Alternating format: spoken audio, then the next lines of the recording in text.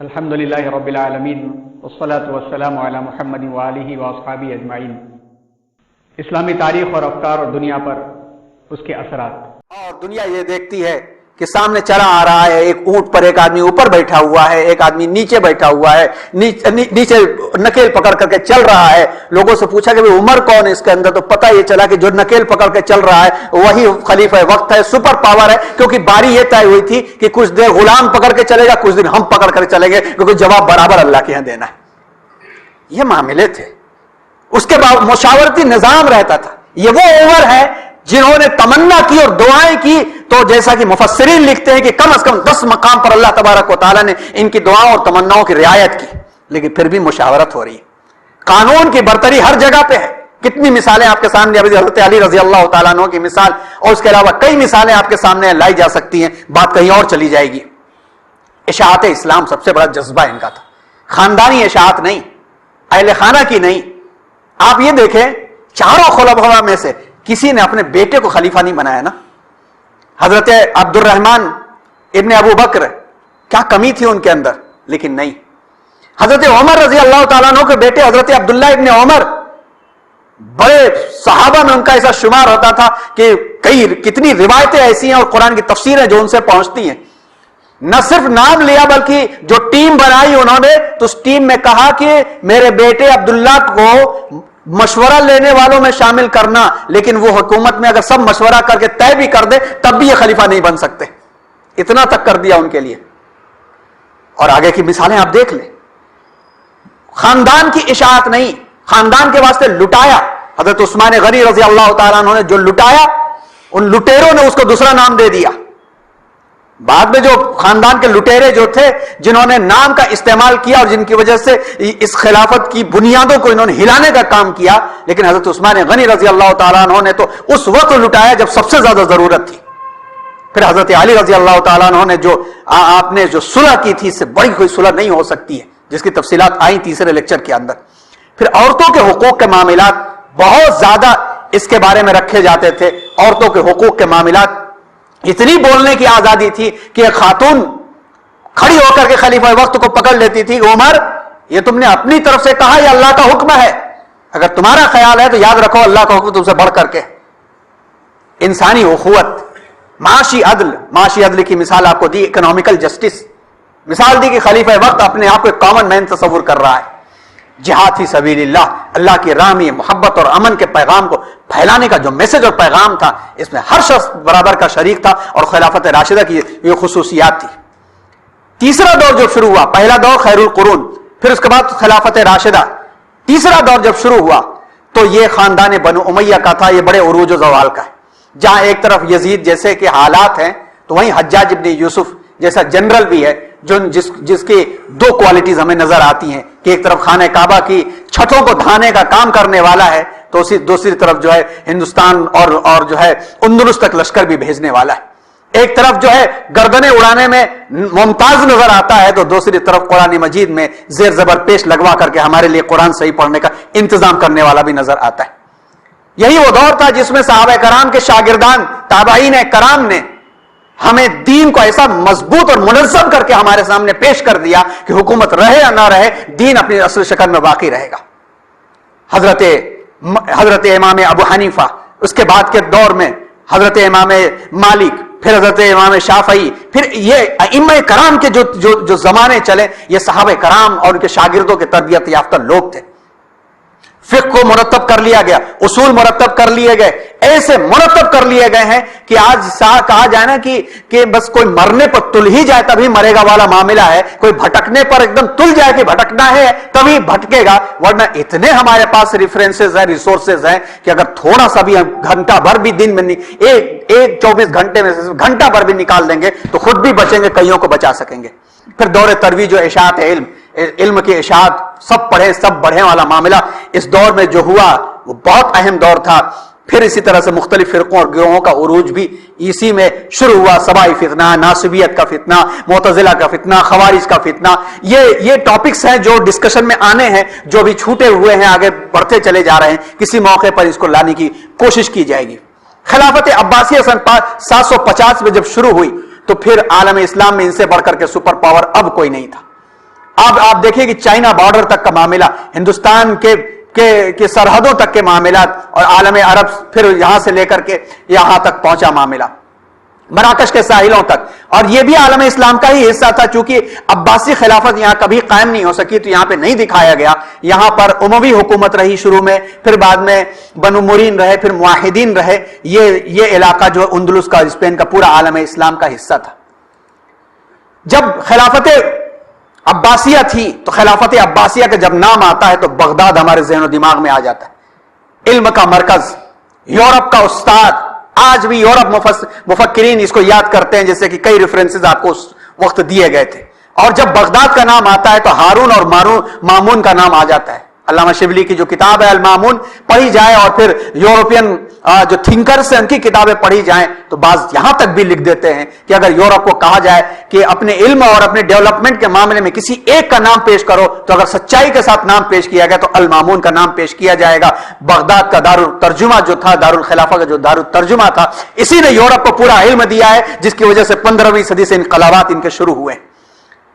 अइम्मा और सहायसित्ता, अइम्मा के कारनामे और सहायसित्ता जिस तरह से मुरत्तब होकर के आई, यह वही जमाना था कि जिसमें उम्मत के दिमागों का ख्याल हुकूमत ने रखा था। उम्मत के दिमाग क्या होते हैं? वो जड़ें होती हैं, जिन जड़ों का ख्याल हुकूमत ने रखा, इनकी जरूरियात जिंदगी को पूरा किया। लिहाजा इस तरह के उलमा और अइम्मा निकल करके आए जिन्होंने खिदमात को अंजाम दिया, बहुत माफी के साथ और माजरत के साथ। इल्म की वुसाअत और इल्म के दूर तक पहुंचने के हम मुखालिफ नहीं हैं।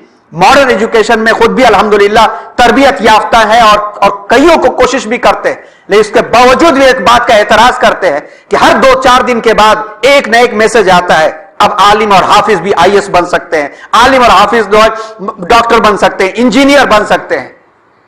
क्यों ये मैसेजेस फैलाए जा रहे हैं? क्या इसलिए फैलाए जा रहे हैं कि आलिम और हाफिज IAS बन करके वो ऐवान हुकूमत में एडमिनिस्ट्रेशन चलाए? यकीनन चलाएंगे, इंशाअल्लाह बेहतरीन चलाएंगे जा करके, लेकिन जो मस्जिद में इमामत कर रहा है आलिम और हाफिज, उसकी जगह कौन आएगा फिर? क्या उसका मुतबादिल तैयार करने की कोशिश हो रही है? अगर यह की जा रही है तो यह कोशिश मुबारक है, अच्छी बात है कि उनकी अपनी पर्सनल लाइफ के लिए कोशिश हो रही है, लेकिन उसके मुकाबिल में यह भी तो कोशिश होनी चाहिए कि वो आलिम अपनी एबिलिटी और काबिलियत की बुनियाद पर IAS बन गया, उसकी जगह लेने के लिए हमारा बच्चा कम से कम तजवीज के साथ कुरान पढ़ सके, कि अपने बच्चे को ले जाके खड़ा कर सके, बेटा नमाज पढ़ा दे, बेटा निकाह पढ़ा दे, बेटा जनाजा पढ़ा दे। यह मुतबादिल नहीं हो रहा है, ये आगे पढ़ाएंगे नहीं, ये यहां से हट जाएंगे, नए एडमिशन हो नहीं रहे हैं, मदरसों को बंद करने की फिक्रें चल रही हैं, तो बताइए उम्मत का हाल फिर क्या होगा? हमारे बच्चों को कुरान कौन पढ़ाएगा आकर के? या तो बैलेंस होना चाहिए दोनों चीज के अंदर, कि अगर ये कोशिशें हो रही हैं तो ये नौजवान कॉलेज के तबके के बच्चों को दीन सिखा करके, क्योंकि इमामत किसी एक डिग्री होल्डर का काम नहीं है, वो हर शख्स इमाम है अल्लाह की नजर में। तकवा, परहेजगारी, कुरान को सही पढ़ना और समझना, सुन्नत रसूल अपनी जिंदगी में ला ले, वो इमाम है। तो वो मिजाज पैदा कर ले जो सहाबा के दौर का मिजाज था, कि हर कोई नमाज का वक्त हुआ, किसी एक को कहा गया नमाज पढ़ो, बाहर नमाज पढ़ा दिया, जुमे का खुतबा दे दिया, निकाह पढ़ा दिया, जनाजा पढ़ा दिया, और दिगर बच्चों को पढ़ाने के मामलात में माएं खुद अपने बच्चों को तजवीज के साथ कुरान पढ़ा ले रही। यह भी फिक्र होनी चाहिए। अगर यह फिक्र नहीं होगी तो आपको मालूम होना चाहिए कि गुज़श्ता 5-6 सालों के अंदर सैकड़ों हाफिज और आलिम, डॉक्टर, इंजीनियर बन चुके हैं, और उन सैकड़ों की जगह लेने के लिए मस्जिद और मकतब में कोई नहीं है। या तो बैलेंस वाला काम करो या तो ना करो, और अगर कर सकते हो, अगर उनके लिए बहुत कुछ कर सकते हो, तो ये जो दिमाग है जिनको हुकूमतों ने दिया था, इन दिमाग को अपनी फजूल खर्चियां कम करके 50,000 1 लाख रुपए की तनख्वाह इनके लिए रख दो, और रिक्वायरमेंट रख दो कि आलिम की तनख्वाह, मस्जिद के इमाम खतीब की तनख्वाह 1 लाख रुपए होगी, ये रिक्वायरमेंट होगी। आप देखो यहां से लेकर वहां तक लाइन लग जाएगी कि अपने बच्चों को हाफिज और आलिम लोग बनाने लगेंगे, क्योंकि स्कोप मिल रहा है, इज्जत मिल रही है। खैर एक अलग उन्वान था, सोचिए आप इसके ऊपर। दौर तबाही भी था ये। अब आइए असल मैसेज की तरफ आते, जहां से आपको जोड़ना था। तबाही का दौर भी खिलाफत अब्बासिया के इख्तिताम में शुरू हुआ। अब यह तबाही का जो दौर था, इसको हम याद रखते हैं मंगोलों के हमले से। मंगोलों का हमला हमें और आपको क्या कहता है, क्या सबक दे करके जाता है, और कुरान किस अंदाज से हमें अपील कर रहा है। थोड़ा वक्त ज्यादा हो जाए तो आज इसे मुकम्मल कर लेने दीजिए। गाफिलों पर अजाब का कोड़ा बरसा था अल्लाह तबारक व तआला की तरफ से। इसकी एक झलक आई थी जहां से सिलसिला टूटा था। اب اس کو ریوائز کرتے ہوئے اس کی روشنی میں ہم تاریخ کے اسباق پر سفر طے کریں تو ہمیں میسج ملتا چلا جائے گا، جیسا کہ شروع میں اس بات کو ہم نے کہہ دیا کہ قرآن کی روشنی میں عبرت اور نصیحت کے لیے تاریخ بیان کی جاتی ہے۔ اب یہ آندھی کیسے اٹھی تھی اور کتنے طوفان کی طرح سے چھائی ہے کہ 1294 تک کیا معاملہ ان کا ہوا، منگولیا سے اٹھے اور کس انداز سے عالم اسلام کو یہ کھاتے چلے گئے۔ مسلمانوں پر تاتاریوں کا حملہ تاریخ کا سب سے بڑا المناک واقعہ ہے، اور حیرت کی بات یہ ہے کہ یہ عین اس دور میں ہوا جب مسلمانوں نے صلاح الدین ایوبی کی سربراہی میں شاندار فتوحات حاصل کی تھی، اور صلاح الدین ایوبی کی وفات کے صرف 25 سال کے بعد تاتاریوں کو یہ جرأت کیسے ہو گئی۔ تعجب کا ہوتا ہے، اور غور کریں کہ صلاح الدین ایوبی کی قیادت میں 40 لاکھ کی فوجوں کو مار بھگایا گیا تھا، لیکن ان کے صرف 25 سال کے بعد تاتاری اٹھے اور باہر سے آئے ہیں، چند لاکھ کی فوجیں لے کر کے آئے ہیں۔ جیسا کہ بغداد کے واقعے میں آپ پڑھیں گے کہ جب ہلاکو خان نے مستعصم باللہ کو بھوکا رکھنے کے بعد اس کے سامنے دسترخوان لمبا سجایا اور اس کو بلایا پورے شاہی دستے کے ساتھ، اور جب دسترخوان ہٹایا گیا تو کھانے کے بجائے یہاں سے وہاں تک ہیرے جواہرات تھے۔ تعجب کر کے جب اس نے پوچھا تو ہلاکو نے کہا کہ یہ وہ ہیرے جواہرات جو تو نے خزانے میں دبا کر کے رکھا تھا، ارے یہی ہیرے جواہرات اپنی عوام میں بانٹ دیا ہوتا تو اتنی بڑی تعداد میں تھی کہ ہمیں اندر گھسنے کی جرت نہ ہوتی، تو کھانے کے لیے رکھا تھا، اللہ دے تو کھا۔ تو کیوں ایسا ہو گیا تھا؟ تاریخ دعوت و عزیمت میں مولانا ابو الحسن علی ندوی رحمۃ اللہ علیہ لکھتے ہیں کہ مسلمانوں کی دہشت کا یہ عالم تھا کہ بعض اوقات ایک تاتاری ایک گلی میں گھستا ہے جہاں 100 مسلمان موجود ہوتے، کسی کو مقابلے کی ہمت نہیں ہوتی، وہ ایک ایک کر کے سب کو قتل کر دیتا۔ ایک گھر میں ایک تاتاری عورت مرد کے بیس میں گھس گئی اور تنہا سارے گھر والوں کو قتل کر دیا۔ بعض اوقات تاتاری نے کسی مسلمان کو گرفتار کیا اور اس سے کہا کہ اس پتھر پر سر رکھ، میں اندر جاتا ہوں، خنجر لاتا ہوں، تجھے ذبح کروں گا۔ اس سے کہا اور مسلمان سہما پڑا رہا، بھاگنے تک کی بھی ہمت نہ ہوئی، یہاں تک کہ وہ شہر سے خنجر لایا، اس کو ذبح کیا۔ کیوں ایسی بزدلی طاری ہو گئی تھی؟ مورخ ابن اسیر لکھتے ہیں کہ یہ وہ حادثہ عظما، گریٹ ٹریجڈی اور مصیبت کبرا ہے کہ دنیا کی تاریخ میں اس کی نظیر نہیں ملتی۔ اس واقعے کا تعلق اگرچہ تمام انسانوں سے ہے، لیکن خاص طور پر شکار ہوئے تو مسلمان۔ اگر کوئی شخص دعویٰ کرے کہ از آدم سے لے کر کے اپ ٹو ڈیٹ تا ایدم ایسا واقعہ دنیا میں نہیں پیش آیا تو کچھ دعویٰ غلط نہ ہوگا۔ اس کے تاریخوں میں اس واقعے کے پاس سے بھی کوئی واقعہ ایسا نہیں ملتا، اور وہ لکھتے ہیں شاید قیامت تک یاجوج ماجوج کے سوا کبھی ایسا واقعہ نہ دکھے۔ یہ تو ان کے لکھنے کا ہے، اور لکھے ہوئے بھی ان کو 600 سال، ان کو لکھے ہوئے بھی 800 سال ہو گئے۔ اس کے بیچ میں سیکنڈ ورلڈ وار وغیرہ میں اس قسم کے واقعات پیش آ چکے ہیں۔ ہندوستان کے بھی فسادات کے کچھ معاملے اسی قسم کے ہیں، جس میں انہوں نے عورتوں اور بچوں کو وحشیانہ قتل کیا، عورتوں کے پیٹ چاک کر دیے۔ یہ ہو چکا ہندوستان کے اندر بھی۔ یہ حادثہ عالمگیر اور عالم اشوک تھا، ایک طرف طوفان کی طرح تھا کہ دیکھتے دیکھتے عالم اسلام میں پھیل گیا۔ بغداد عالم اسلام کا سب سے بڑا شہر، علوم و فنون کا مرکز تھا، ہزار علماء اور صلحاء کا مسکن اور دارالخلافہ ہونے کی وجہ سے مسلمانوں کی عزت اور آبرو تھا۔ لیکن یہ وحشی عالم اسلام کو الٹ پلٹ زیر زبر کرتے اور خون کے دریا بہاتے، آگ لگاتے سن 656 ہجری میں چنگیز خان کے پوتے ہلاکو خان، سن 656 کہا جائے تو 1258 بنتا ہے عیسوی، سرکردگی میں دنیا اسلام کے دارالخلافت اور اس زمانے کے سب سے بڑے علمی مرکز اور کلچرڈ متمدن شہر بغداد میں داخل ہوئے اور شہر کی اینٹ سے اینٹ بجا دی۔ بغداد کی تباہی اور مسلمانوں کے قتل عام کی تفصیل اتنی دردناک ہے کہ کچھ اندازہ ان مورخین کے بیانات سے ہوگا جنہوں نے اپنی آنکھوں سے دیکھا تھا۔ ابن خلدون کو پڑھیں، ابن خلدون موجود تھے اس وقت میں، تو اندازہ ہوگا کہ کیا ہولناکی تھی، اور ابن اسیر بھی موجود تھے۔ بغداد میں 40 دن تک قتل چلتا رہا۔ 40 دن تک بغداد میں کون تھا؟ مسلمان تھے۔ 40 دن کے بعد یہ گل گلزار شہر جو دنیا کا پر رونق ترین شہر تھا ویران ہو گیا۔ تھوڑے سے آدمی دکھائی دیتے تھے، بازاروں اور راستوں پر لاشوں کے ڈھیر لگے رہتے تھے کہ ٹیلے نظر آتے تھے، جس کو کہا جاتا تھا کھو खोपड़ियों पर महल तामीर करना। इन लाशों पर बारिश हुई तो सूरतें बिगड़ने लगी, सारे शहर में बदबू फैली जिससे शहर की आबो हवा खराब हो गई, सख्त वबा फैली जिसका असर शाम तक पहुंचा, बगदाद का असर सीरिया तक पहुंचा। 2500-3000 किलोमीटर या उससे भी ज्यादा जो लोग वहां आ रहे हैं वो जानते होंगे। और उस वबा से बकसरत लाखों की तादाद में लोग मरे और महंगाई और वबा और फना तीनों का दौर दौरा था। शेख ताजुद्दीन अस्सुबकी जो मौजूद थे वहां लिखते हैं कि हलाकू खान ने खलीफा बगदाद मुस्तासम को एक खेमे में उतारा, खेमा मतलब टेंट, और वजीर अल-अलकमी जिसकी वजह से हलाकू खान दाखिल हुआ था, उसने तमाम उलमा और शहर के जो इंटेलेक्चुअल, आयान शहर का मतलब इंटेलेक्चुअल्स को दावत दी कि खलीफा और हलाकू के सुलहनामे पर गवाह बन जाएं। बुलाया उनको कि सुलहनामा हो जाए, मामला खत्म हो जाए। जब आए तो सबकी गर्दन उड़ा दी गई। इसी तरह यके बाद दीगरे बुलाया जाता, गर्दन उड़ा दी जाती। शहर बगदाद में 1 महीने से ज्यादा कत्ले आम जारी रहा और हलाकू खान ने मकतूलीन को शुमार करवाया तो 18 लाख मकतूल बनते थे। 18 लाख 1 महीने में मार दिए गए, काट दिए गए। क्या मैसेज हो मिलता है? क्यों है? क्या उन गलतियों पर हम कितना आगे बढ़ चुके हैं कौम की हैसियत से, इंडिविजुअल लाइफ में, अपनी फैमिली लाइफ में, अपनी कौम और मिल्लत के मामलात में। ये मैसेज और ये पैगाम सोई हुई कौम के नाम, तातारी हमलों का पैगाम सोई हुई कौम के नाम। ये मंगोल कौम अचानक याजूज और माजूज कैसे बन गई? कि कुरान में याजूज और माजूज को कहा गया है कि जब खुल दिए जाएंगे हर चीज को रोक डालेंगे।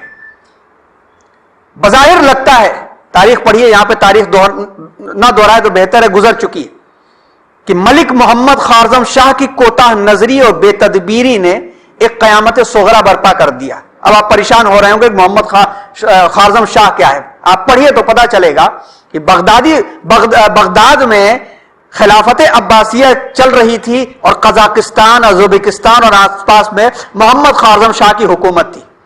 इन दोनों का आपस में क्लैश चल रहा था। ये खलीफा वक्त बनना चाहता था, ये इनको डाउन करना चाहते थे। तारीख पढ़े तो दोनों तरह का मामला मिल जाएगा कि खारजम शाह ने अपने गुरूर में चंगेज खान के एम्बेसडर और एलची को कत्ल करवा दिया था, जिसके गुस्से में चढ़ दौड़ा। दूसरा यह भी मिलता है कि बगदादी खिलाफत ने चंगेज खान को से राब्ता किया था ताकि यह रास्ते से हट जाए। तो दोनों गलतियां ऐसी गलतियां हैं कि जिनकी सजा के तौर पर कौम ने भुगता है। जैसा कि हदीस में आता है कि आपस में तुम लड़ोगे तो ऐसे ही साफ हो जाओगे जैसे नाई उस्तरे से सर के बाल को साफ कर देता है। तो उस हदीस के मुताबिक देखा जाए तो इसकी जड़ क्या नजर आती है? आपस का इंतशार। और आपस का इंतशार जब तक रहेगा तब तक झाड़ू फिरता रहेगा, कोई बच नहीं सकेगा। और भी तफसीलात इसकी पढ़िए या पिछले मुहाजरात की रिकॉर्डिंग सुन लीजिए कि एक फर्द की गलती सारी मिल्लत इस्लामिया को यह दिन देखना पड़ा। जाहिर में तो यही लगता है, लेकिन वही चराग जलाओ तो रोशनी होगी। मौलाना अली मियां के मुताबिक कुरान मजीद का चराग हाथ में लेकर उस वक्त के मुसलमानों के अखलाकी, तमद्दुनी, सियासी हालात का मुताला करना चाहिए कि कल्चरल तरीके पर, पॉलिटिकल तरीके पर और मॉरल तरीके पर उनकी थिंकिंग क्या थी। तो हकीकत हमें रोजन यानी रोशन दिन की तरह से खुल करके सामने आ जाएगी कि यह मनहूस वाक़या एक ही दिन में पेश नहीं आया और किसी एक की गलती का नतीजा नहीं था। उसके असबाब उससे कहीं ज्यादा वसी हैं, गहरे हैं, ठोस हैं, जितने समझे और बयान किए गए।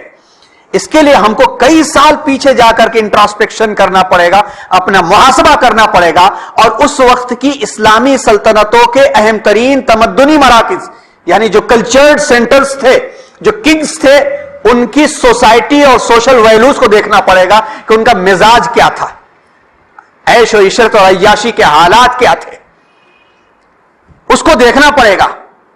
और उसको देखने से पहले एक नजर हम इस सूरह की आयत पे डाल दें और अपने आप को भी इसके अंदर ला करके चेक करें हम कि हमारे ऊपर सुर्खात के कोई पर नहीं लगे हुए हैं कि हम बचे हुए हैं, और हमारे ऊपर कोई ऐसा इश्क रसूल का कल की लेयर नहीं लगी हुई है कि सिर्फ नाम लेना और झंडे फैला देने से बच जाएंगे हम। अगर हम अपने आप को रख करके देखें तो उस जमाने के लोग 1000 गुना हमसे बेहतर थे। नमाज के मामले के अंदर, दीन के मामले के अंदर, हमारे अपनी अखलाकियात के मामले में 1000 गुना बेहतर थे। لیکن وہ 1000 گنا بہتر لوگوں کے ساتھ جو معاملہ پیش آیا، یہ سورہ کی آیت کو پڑھیں اور معارف القرآن کو اٹھا کے ایک نظر دیکھ لیں. بسم اللہ الرحمن الرحیم. وَقَضَيْنَا إِلَى بَنِي إِسْرَائِيلَ فِي الْكِتَابِ لَتُفْسِدُنَّ فِي الْأَرْضِ مرتين وَلَتَعْلُنَّ عُلُوًّا كَبِيرًا فَإِذَا جَاءَ وَعْدُ أُولَاهُمَا بَعَثْنَا عَلَيْكُمْ عِبَادًا لَنَا أُولِي بَأْسٍ شَدِيدٍ فَجَأْسُوا خِلَالَ الدِّيَارِ وَكَانَ وَعْدًا مَفْعُولًا. ہم نے یہ بات بطور پیشن گوئی بنی اسرائیل کو بتا دی تھی. کون کہہ رہے ہیں؟ رب العالمین فرما رہے ہیں سورہ بنی اسرائیل 15ویں پارے میں آیت نمبر 5 میں کہ تم سرزمین شام میں، سرزمین ہے بریکٹ میں شام کا ترجمہ کیا ہے انہوں نے، سرزمین شام میں 2 مرتبہ گناہوں کی کثرت سے خرابی کرو گے اور دوسروں پر بھی زور چلانے لگو گے، یعنی تم ظلم کرنے لگو گے. اور یہ بھی بتا دیا تھا کہ دونوں مرتبہ سخت سزاؤں میں مبتلا کیے جاؤ گے. پھر ان 2 مرتبہ میں سے پہلی مرتبہ کی ڈیوریشن اور میعاد آئے گی تو ہم تم پر ایسے افراد مسلط کر دیں گے جو بڑے جنگجو ہوں گے، پھر وہ تمہارے گھروں میں گھس پڑیں گے، تم کو قید، قتل اور غارت کر دیں گے. اور یہ وعدہ ہے، سزا ایک وعدہ ہے جو ہو کر کے رہے گا. کس کے لیے کہا اللہ تبارک و تعالیٰ نے؟ بنی اسرائیل کے لیے. مفتی شفیع عثمانی صاحب رحمۃ اللہ علیہ لکھتے ہیں کہ بنی اسرائیل کے واقعات قرآن مجید میں بیان کرنے سے بظاہر مقصد یہی ہے کہ مسلمان بھی اس ضابطۂ الہیت سے مستثنی الگ نہیں ہیں. دین اور دنیا میں ان کی عزت اور شوکت، مال و دولت اطاعت خداوندی سے وابستہ ہے. دولت کو اپنی جیب کی کمائی سمجھ کر کے بے درے خرچ کرنا شروع کرو گے، اسراف کے نام پر، بیچلر پارٹیوں کے نام پر، ہلدیوں کے نام پر، شادی محلوں کے نام پر، جہیز اور لین دین کے نام پر خرچ کرو گے. اگر یہ خرچ کرو گے، جب اللہ اور رسول کی اطاعت سے انحراف مسلمان کریں گے تو ان کے دشمن اور کافروں کو ان پر مسلط کر دیا جائے گا، غالب کر دیا جائے گا، جن کے ہاتھوں ان کے معبد اور مساجد کی بے حرمتی ہوگی. اور پڑھا جائے اس کو، اور اس کے بعد وائے نادانی متاع کارواں جاتا رہا، کارواں کے دل سے احساس زیاں جاتا رہا. بغداد میں حضرت لکھتے ہیں بغداد میں ایک دور یہ بھی آیا کہ عید کے دن شاہی جلوس نکلتا، اس شان سے نکلتا کہ عیدگاہ سورج غروب ہونے کے بعد پہنچتا اور جلوس اور اہل جلوس مغرب کے بعد عید کی نماز ادا کرتے. عید کی نماز کا ٹائم کیا ہوتا ہے؟ لیکن بادشاہ وقت جلوس سج رہا ہے، اور جلوس سج رہا ہے اور شان کے ساتھ جلوس چل رہا ہے. کیا عشق رسول کے نام پر جلوس نکالنے والے ہم لوگ اس بات کو بھول جاتے ہیں کہ ہمارے جلوس میں چلنے والے ہزاروں جن کی طہارتیں درست نہیں ہیں، ہزاروں نمازیں چھوڑ کر کے عشق رسول کے جلوس میں شریک ہوتے، ہزاروں جو سود کھا کر کے عشق رسول کا نعرہ بلند کرتے، جہیز کے نام پر بہو بیٹیوں کو ستانے والے عشق رسول کے نام پر آنسو بہاتے. یہ وہ معاملات ہے جس میں وہ صوت عذاب برساتا اللہ کا، اور یہ وہ معاملات ہمارے کہ صوت عذاب برس رہا ہے. یہ جو یاجوج اور ماجوج بیٹھے ہوئے ہیں کس کا کیا انجام کر رہے ہیں، اور اللہ کا یہ تو خاص فضل ہے کہ ہم بچے ہوئے ہیں. اللہ بچائے رکھے. اصل محرک کا تو موٹیو کیا تھا تاتاری حملوں کا؟ نمبر 1 صحیح قیادت کا فقدان اور آپسی خانہ جنگی. اس زمانے میں بھی کنگ اور بادشاہ تو تھا، لیکن جو صحیح لیڈرشپ اسلامک ہونی چاہیے تھی نہ بادشاہ میں ملتی تھی نہ حکمراں میں ملتی تھی. اور علماء کا طبقہ معذرت کے ساتھ، اپنی علم کی کمی کے اعتراف کے ساتھ بڑا طبقہ مناظروں میں ملوث رہا کرتا تھا. آج ہمارے پاس بھی یہی تو ہے. ہم یہ کہیں کہ ہمارے پاس صحیح قیادت کا فقدان ہے، غلط ہے. ہمیں کسی قائد کی ضرورت کیوں ہے؟ ہمارے لیے ہمارے سب سے بڑے قائد رسول اللہ صلی اللہ علیہ وسلم ہر دم اپنی قلبی تصویر کے ساتھ ہمارے پاس موجود ہیں. ہم ان کو فالو کر لیں. ایک فرد کی حیثیت سے اچھا بننا ہے تو رسول کی زندگی، ایک شوہر کی حیثیت سے اچھا بننا ہے تو رسول کی زندگی، ایک امام کی حیثیت سے اچھا بننا ہے تو رسول کی زندگی، سوشل ورکر کی حیثیت سے اچھا بننا ہے تو رسول کی زندگی صلی اللہ علیہ وآلہ وسلم تسلیما. اور آپسی خانہ جنگی، چھوٹے معاملات کو لے کر کے کتنی خانہ جنگیاں ہمارے اندر چل رہی ہیں. مادہ پرستی کا شکار ہو گئے تھے وہ، مادہ میٹریلزم کیا تو بھی دے رہی. یہ مزاج ہمارے اندر ہے. بلایا جائے کہ اللہ کے واسطے جمع ہو جاؤ، نہیں کوئی آتا ہے نہیں جائیں گے تو وہ ہمارے ہاں نہیں آئیں گے. میں ان کی فنکشن میں نہیں گیا تو انہوں منجے چھوڑ دیتی، صرف کس بات کا کہ میں نہیں گیا تو وہ نہیں آئیں گے اور وہ نہیں آئے تو میں کہیں کو جاؤں, اللہ رسول بلائیں تو نہیں ضرورت ہے.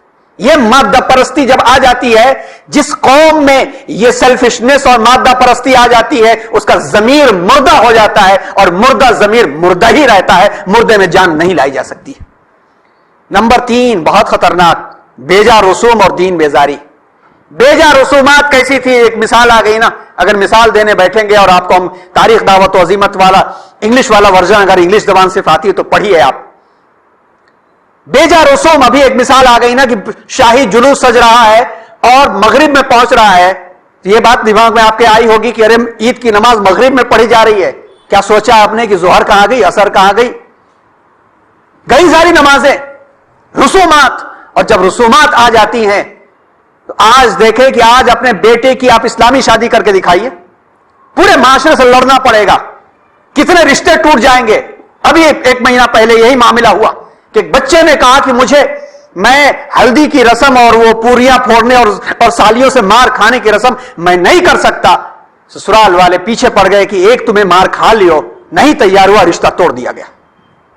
بیچلرز پارٹی نہیں تو کیسا, ایک ہی ٹائم آتا ہے, ارتداد کے لیے بھی ایک ہی ٹائم آتا ہے, جنت سے جہنم میں جانے کے لیے بھی ایک ہی ٹائم آتا ہے. یہ بیجا رسومات ایسی تھی. رسومات جتنی بڑھتی ہیں دین بیزاری اتنی بڑھتی چلی جاتی ہے. ایو کہاں کی بات ہے تمہیں لا دی ہے, کیا ملا بن کو بیٹھی ہیں؟ یہ کتنی باتیں ہوتی ہیں ہمارے گھروں میں. بچہ داڑھی, اب تو فیشن والی داڑیاں آ گئیں جو سنت کا مذاق ہیں, لیکن بچہ اگر سیرت و سنت کو سن کر کے داڑھی رکھ لے تو ماں پیچھے پڑ جاتی, ابھی سے بڈھا بن گیا, ابھی سے بڈھا بن گیا.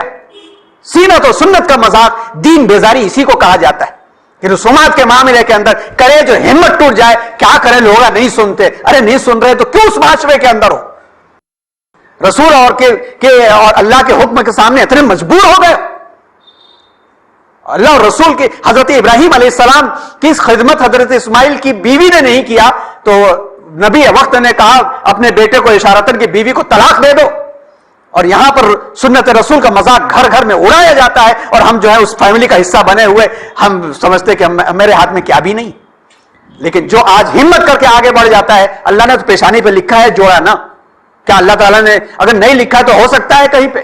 اللہ نے لکھا ہے ہر تقدیر کا معاملہ, تو اس تقدیر کو تو مل کر کے رہے گا. تو کیوں نہ اللہ کے راستے پر چل کر کے اپنے لوگوں سے ہی جہاد کرتے ہوئے آگے بڑھ کر کے کامیابی حاصل کریں, اور کیوں ہم شیطان کے راستے پر جائیں؟ بیجا رسوم آئے تو ہلاکو خان جیسے لوگ, اخلاقی بے-روی, جب یہ آتی ہے چیزیں, دین بیزاری, بیجا رسومات آتی ہے تو اخلاقی بے-روی خود بخود آ جاتی. بچوں کے معاملے, نوجوانوں کے معاملے کو لے کے چھوڑ دیا جاتا ہے, اور کتنی دین کی حرمت ہوتی ہے, توہین ہوتی ہے, اور ویڈیوگرافی کر کے سال سال اس بے حرمتی کو اور بےہودگیوں کو ہم دیکھتے ہیں کہ غیر محرم لڑکے اور لڑکیاں کیسے آپس میں جو ہے ہنسی مذاق کر رہے ہیں, ویڈیوگرافی کر کے لگا کے پوری فیملی کے ساتھ مزے کر کے دیکھتے ہیں, اور فرشتوں کی لعنت بٹورتے رہتے ہیں. اللہ ہمیں سب کو بچائے. فصب علیہم ربک صوت عذاب ان ربک لبالمرصاد والفجر وليال عشر والشفع والوتر والليل اذا يسر هل في ذلك قسم لذي حجر الم تر كيف فعل ربك بعاد ارم ذات العماد التي لم يخلق مثلها في البلاد وثمود الذين جابوا الصخر بالواد. یہی سورہ والفجر ہے, پڑھیے. سخت الفاظ اللہ نے استعمال کیے ہیں, قسم کھا کر کے ہلاک ہونے والی قوموں کا لفظ استعمال کیا ہے, اصحاب ہجر کا استعمال کیا ہے, سمود جو لعنتی قوم, عاد لعنتی قوم, ان کا لفظ استعمال کیا ہے. اور اللہ نے کہا فصب علیہم ربک صوت عذاب, اللہ تبارک و تعالیٰ نے نافرمان قوموں پر عذاب کا کوڑا برسایا. ان ربک لبالمرصاد, اور تمہارا رب تاک میں لگا ہوا ہے, گھات میں لگا ہوا ہے. نافرمان قوموں پر رب کے عذاب کا سوتا کیسے برستا ہے قرآن کی روشنی میں دیکھیے. قوموں کی ہلاکت کے اسباب قرآن کی روشنی میں کیا ہیں؟ یہی ہوا تھا, یہ ریزن, قومیں جہاں جہاں تباہ ہوئی ہیں دکھ جائیں گی. اپنی تباہی کے پیچھے بھی ہم یہی تصور کر لیں, دیکھ لیں. اللہ کی آیات کا انکار, اللہ کی آیات کا کتنا انکار ہے روز و شب میں, ہم خود غور کریں. اللہ کی آیت کی تکذیب بھی ہے, ایک طرف انکار ہے تو ایک طرف تکذیب بھی ہے. رسومات کے معاملے میں کتنی مثالیں دی جائیں گی, ہر مثال دی جائے فٹ بیٹھ جائے گی جا کر کے. سونے کا ہار دیا جا رہا ہے, نہیں بھائی اس میں کالا منگل سوتر ہونا, کیسے بھائی, نہیں ہوتا تو کیسے, نہیں کہا تو بھی 2-4 موتیاں ہی ڈال دو. تکذیب, رسولوں کی نافرمانی اور فسق, نصیحت سے گریز, ہر ٹائم ان کا بات ہی کام ہی ہے بولنا. नसीहत हासिल करना। हदीस में आता सईद मन वईज़ लिगैरिही वशक़ी मन शक़िय फ़ी बत्नी उम्मिही। नेक बख्त वो है जो मिसालों के जरिए से नसीहत हासिल कर लेता है, दूसरों की मिसालें देख करके नसीहत हासिल कर लेता है। और बदबख्ती जो है, बदबख्ती तारी हो जाए तो फिर मां की पेट भी नहीं बचा सकती इसको। हर धर्मी और मुजादिला, हर धर्मी हर मामले के अंदर बहस है, अरे छोड़ो बा करके। हिदायत फरामोशी, कुफरान नेमत, अल्लाह ने जो नेमत दी उसका शुक्र भी नहीं। क़यादत का गुरूर और तकब्बुर, क़यादत का गुरूर क़ायदाना लेवल पर देखा जाए, मेरे पास मेरा खानदान, और इसमें हसब व नसब भी आ जाता है। एहसास बरतरी, मैं सैयद खानदान का, तुम्हें वो है ऐसा खानदान का, और जमीन में फसाद। जब ये चीजें आती हैं तो जिस कौम के अंदर आ जाती हैं वो कौम हलाक कर दी जाती है, बर्बाद कर दी जाती है। एक कौम इसको ओढ़ करके अपने आप में दबाव महसूस कर रही है, दूसरी कौम उस जालिमाना रवैयों को ओढ़ करके अपने लिए हलाकत का सामान कर रही है। और फिर जब हुकूमतें जुल्म करती हैं, फौजी ताकत पर जब बेजा नाज होता है, हमारी फौज जहां चाहे जो कुछ कर सकती है, जहां चाहे सर्जिकल स्ट्राइक कर दे और जैसे चाहे बुनियादी हुकूक की पामाली हम कर दे, कोई चिल्लाता रह जाए। शहरियत का बुनियादी हक सल्ब करना, मजबूत मईशत पर गौर कि हमारा कोई कुछ बिगाड़ नहीं सकता है, खुशहालों का दौलत पर गुरूर, इल्म का गुरूर, जिहाद से फरार, माली कुर्बानी और इंफाक से फरार, जुनूब और गुनाह कबीरा, जब ये तारी हो जाते हैं तो समझ जाना चाहिए मोहर लग चुकी है, तबाही आ जाएगी। मईशत को तबाह किया कोरोना के वायरस ने, किस तरह से कहां ला करके छोड़ दिया। 116 नंबर के अंदर 110, 140 नंबर के अंदर 110 पे आके टिक गई हिंदुस्तानी मईशत की नहीं, गुर्बत के मामले के अंदर, और कहां से कहां इंसान पहुंच गया। ये सब देखा जाए, कुरान गोया आईना दिखा रहा है, गौर करो और देखो किस तरह से मामले होते हैं। उसूल क्या है कौमों की हलाकत के? एक तो कुरान की आयत की रोशनी में हमने देखा कैसे हलाक किया जाता है, क्यों हलाक होती है वो देखा हम लोगों ने, कैसे हलाक की जाती है। तो हलाकत के मामले में पहलों की जो हलाकत हुई वो अलग, बाद की जो हलाकत हुई अलग नहीं होती है। हलाकत का कानून एक ही होता है, पहले उन्हें तंबीह की जाएगी, पहले हिलाया जाएगा, डराया जाएगा, मौके की नजाकत दिखाई जाएगी, संभल गए टल जाएगी, नहीं संभले तो वही तरीका अख्तियार किया जाएगा, जालिम को मुसल्लत करके होगा या आसमानी तबाही के जरिए से होगा। कोरोना के टाइम पर एक मरतबा हमें दिखा दिया गया कि ये छोटा सा वायरस मास्क दर मास्क भी लगाओ तो भी कोई फर्क पड़ता नहीं है। बचा तो फजले इलाही से कोई बचा, वरना टीके और मास्क कोई भी बचा नहीं सके, दवाएं और हुकूमतें बचा नहीं सकी। तो जब दुनिया की इतनी तेज रफ्तार तरक्कियात, ये वायरस चाहे वो बायो वेपन का हो या जिस तरह तरीके का भी हो, नहीं कर सके तो एक झटका मिला कि रब की तरफ आ जाओ। अफसोस हुआ हमें कि मस्जिदें बंद हो गई, काश हम भी कुरान पढ़ते तो घर में इमामत करके कम से कम जमात के साथ नमाज तो पढ़ सकते थे। मगर फिर उसके बाद वही रविश, इंतबाह के बगैर किसी कौम को हलाक नहीं किया जाता है, पहले उनको मुतनब्बे किया जाता है, पहले खबरदार किया जाता है।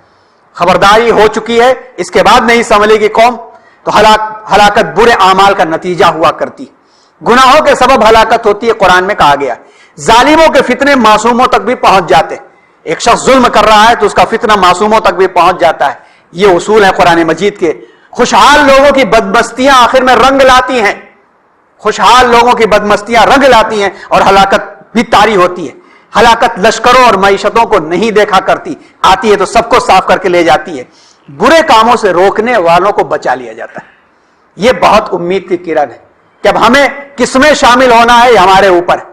बुरे कामों से रोकने वालों को बचा लिया जाता है, इसलिए कि बुरे कामों से रोकने वाले जो होते हैं वो तनाव सहते हैं, वो जो टॉन्ट कहने वालों की बातों को सहते हैं, उनको काट करके अलग कर दिया जाता है, उनके पास कोई बैठता नहीं है, सोशल बाइकॉट कर दिया जाता है। और जब उस पर सब्र करते हैं तो अल्लाह तबारक व तआला उन्हें ही बचा लिया करते। इस्लाही कुव्वतों की मौजूदगी में पूरी कौम हलाक नहीं होती। तुम में से कुछ लोग ऐसे होने चाहिए जो दीन सीख करके लोगों को अल्लाह की तरफ मुतनब्बे करे। एक जमात बना लेनी चाहिए जिसका काम यह हो कि हम आपस की इस्लाह के जरिए से लोगों तक हम एग्जाम्पल पेश करेंगे और मिसालें पेश करेंगे। तो जब ये कुव्वतें मौजूद रहेंगी तो उनकी बरकत से अजाब हटा लिया जाता है, उमूमी अजाब। कुरान में इसका तस्करा है। फिर उम्मत मुस्लिमा पर उमूमी अजाब नाजिल नहीं होगा, हदीस में इसका खास तौर पर तस्करा है, लेकिन पार्शियली अमाल के नतीजे में तो मामला पेश आ सकता है। मकसद क्या है कुरान मजीद की रोशनी में हलाकत का? अभी तक तो हमने देखा कि क्यों, कैसे اب ہلاکت کا مقصد کیا ہے؟ زمین کو فساد سے پاک کرنا. جب کرپشن پورا ہو جائے گا تو کرپٹڈ چیزوں سے زمین کو پاک کیا جاتا ہے, اللہ تعالیٰ پاک کرتے. ظالموں کو سزا دینا, اور اگر کہیں پارشلی ہو رہا ہے, علاقائی ہو رہا ہے, تو دوسروں کو عبرت اور نصیحت دیکھ کر کے عبرت اور نصیحت حاصل کر لو کہ منتشر ہو گئے تو جو حالات وہاں ہو رہے ہیں یہ حالات یہاں بھی ہوں گے. رب کی طرف رجوع کا ماحول بنا لینا کہ پلٹ جاؤ رب کی طرف, ففروا الی اللہ, اللہ کی طرف دوڑو, اپنے رب کی طرف. اور دوسری قوم کو جانشین بنانا, ان کو ہٹا کر کے تلک الایام نداولھا بین الناس, ہم پلٹتے رہتے ہیں. بچاؤ کا راستہ کیا ہے؟ صبر, توبہ اور استغفار. اپنے آپ کو پاک اور پیور کرنا, تلقین کے معاملے میں دنیا کی ملامتوں سے نہ ڈرتے ہوئے صبر کرنا, اور صبر کرنے والوں کے ساتھ اللہ ہے, ان اللہ مع الصابرین. تقوی اور حرام زندگی سے پاک اپنے آپ کو گزارنا. تقوی زبان کی پاکی, ذہن کی طہارت, دل کی پاکی, دل کی طہارت, دل کی اچھائی, اس کے ساتھ ساتھ حرام زندگی سے اپنے آپ کو پاک رکھنا. یہاں تک پاک رکھنا کہ میں دوسرے کے گھر کھا رہا ہوں, اس کی کمائی کا ذریعہ کیا ہے؟ میں خوشی کے ساتھ نکاح کی دعوتوں میں شریک ہو رہا ہوں, جس باپ نے دعوت کیا اس نے سود پر پیسہ لے کے دعوت کیا ہے, یا کہیں سے کرپشن کر کے پیسہ لے کے دعوت کیا ہے, مجبوری کے عالم میں اس کا حصہ کیوں بن رہا ہوں؟ کیوں بن رہا ہوں؟ سوچنا پڑتا ہے, یہ بھی اس کے اندر شامل ہے. صریح چیزیں تو ہمارے پاس ہیں ہی کہ فریب کر کے, فراڈ کر کے, جھوٹ بول کے ہر شخص جانتا ہے, لیکن جو مشکوک چیزیں ہیں اس پر بھی غور کرنا پڑتا ہے. کیونکہ آج ہزار لوگوں کی دعوت, جو میڈل فیملی ہے اور لوور میڈل فیملی ہے, یہ ہزار لوگوں کی دعوت جو ہے اپنے جمائے ہوئے پیسے سے تو نہیں کر سکتی ہے. جہاں 4 بچوں کو پڑھانا بھی ہے, 3 بچیوں کی شادیاں بھی کرنی ہے, یا تو اپنے گھر کو رہن رکھے گا, یا تو سود پر پیسہ لے گا, یا تو آپ جانتے ہیں کہ کیا کیا ہوتا ہے, ہم سب جانتے ہیں. قرآن و سنت اور دین کا صحیح علم بچاؤ کا راستہ ہے. انتشار سے ہم بچ سکتے ہیں, ہم مسلکی اختلافات سے بچ سکتے ہیں, ہم جو ہے بکھراؤ سے بچ سکتے ہیں. قرآن و سنت کا صحیح علم ہونا چاہیے, دین کا صحیح علم ہونا چاہیے. رب کی طرف رجوع اور کامل ایمان کا مزاج ہونا چاہیے کہ آدھے ادھورے نہیں, پوری طرح سے پلٹ کر کے جائیں, اور دعوت اور معاشرتی خدمات کا کام ہونا چاہیے. یہی بچاؤ کا راستہ ہے, اس کے علاوہ بچاؤ کا راستہ ہرگز نہیں ہے. یہ تھی وہ جھلک جہاں سے سلسلہ چھوڑا گیا تھا. اب اسی کو دیکھ کر کے خلافت عثمانیہ کے دورانیوں کو دیکھا جائے گا تو آپ ہمارے سامنے اور بات کلیئر ہوتی چلی جائے گی کہ خلافت عثمانیہ کا تذکرہ کا مطلب نہیں ہے کہ ایک کی برائی ہم کر رہے ہیں اور ایک کی اچھائی کر رہے ہیں. حکومتیں تو آتی جاتی رہتی ہیں. جب یہ بات طے ہو گئی ہے کہ اعلیٰ منہاج النبوہ کسی اور نے خلافت نہیں کی سوائے خلافت راشدہ کے, تو ان کی زندگیوں میں کمیاں نظر آئیں گی, مگر کمیوں کو دیکھ کر کے ہم اپنی اصلاح نہیں کر سکتے. کمیوں کو دیکھ کر کے عبرت حاصل کریں, جو اچھائیاں ہوئی ہیں ان کو بڑھاوا دیں. ان الحسنات یذہبن السیئات, اچھے سچے حرف لکھو تم, خود ظلمت خود مٹ جائے گی. اس مزاج کے ساتھ آگے بڑھیں گے. اور universal guidance centre for education کا مطلب ہی یہی ہے کہ منفی سے مثبت کی طرف, لا الہ سے الا اللہ کی طرف, یعنی نگیٹو مزاج سے مثبت مزاج کی طرف جائیں, اور معاشرتی خدمات اور دعوت کے کام سے جڑ جائیں, اور اللہ کے دیے ہوئے ان اصولوں سے جڑ جائیں. تو کم از کم اپنے آپ کو ہم نہ بھی بچا سکے تو اللہ رب العزت کے سامنے جب کھڑے ہوں اور فرشتہ یہ گواہی دے دے کہ اس نے کچھ کوشش کی تھی, تو بھی بہت ہو جائے گا انشاءاللہ ہمارے لیے. اور اسی سلسلے میں کام بھی آگے چل رہا ہے, اور آئندہ جمعے تو نہیں ہے, ہر مہینے کی پہلی اور تیسری جمعے کو ہی یہ سلسلہ انشاءاللہ چلے گا. آس پاس کے اپنے دوستوں کو بلا کر کے لائیے کہ بات پھیلتی ہے, پہنچتی ہے. خواتین کے لیے اتنا اچھا انتظام کیا گیا ہے کہ باجماعت نماز ادا کر سکتی ہیں. تھوڑا کوشش کر کے جب آپ آئیں تو ان کو کنوینس کر کے کہ تمہارے لیے مہینے میں جو وقت کہو میں دینے کو تیار ہوں, ہفتے میں 2 گھنٹہ مجھے دے دو, بس ہفتے میں 2 گھنٹہ سمجھوتا کیجئے, 2 گھنٹہ دے دو, لا کے بٹھائیے. اچھی بات سنی جائے گی, اچھی بات کا اثر ہوگا. جو بات سنی جائے گی وہی زندگی میں چلتی ہے. تو آپ کوشش کریں, آپ کی کوشش کرنا ہی اس پروگرام کی کامیابی ہے, اور دعا کریں کہ جلد از جلد حالات اور اچھے ہو جائیں اور ہم سب اچھی طرح سے سیکھنے والے بن جائیں. سبحان اللہ و بحمدہ, سبحان اللہ العظیم.